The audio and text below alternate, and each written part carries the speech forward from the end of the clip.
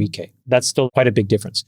And when you double click into where these variances come, a lot of it looks like it's around housing and childcare. And I didn't appreciate how much and how expensive childcare has actually become, from anywhere between $1,000 to $3,000 per month, which is obviously a lot of money.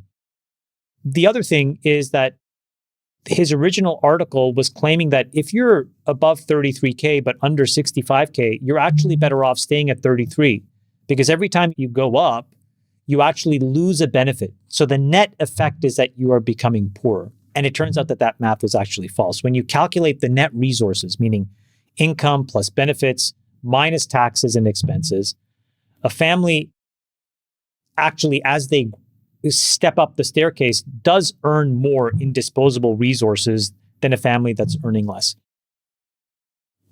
There is a very specific part of, though, what he said, which I think we should focus on, which is there is an area between $45,000 a year and $63,000 a year, which actually looks like a bit of a stagnation zone. So to the extent that one is to read this article, take away the kind of the buzzy title and whatnot, the thing that is important is to narrowly focus on this one issue, which is that we do have some policy failures in this zone where earning an extra dollar often results in losing a dollar of benefits like SNAP and other things.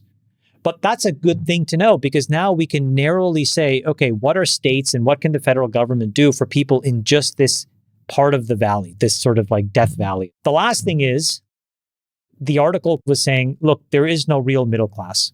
There are the people that are above 140K, and then there's everybody else in poverty. And if you look at the census data and you look at the percentage of Americans that are struggling, those that earn between 100 and 200% of poverty, that percentage has actually fallen. So the good news is the American economy seems to be doing a good job of not just getting people out of poverty, but getting people out of that struggling bracket, out of that Death Valley, and into a place where they're making 200% of that poverty line. So they're moving up. So the article is important because I do think it starts to say, look, this affordability thing has become a buzzword.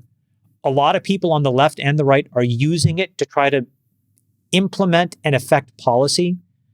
It's really important for us to be grounded in the facts of it. And the facts are that childcare costs have become an overwhelming burden for many families. We probably need to figure out a way to deal with that. Housing costs are out of control.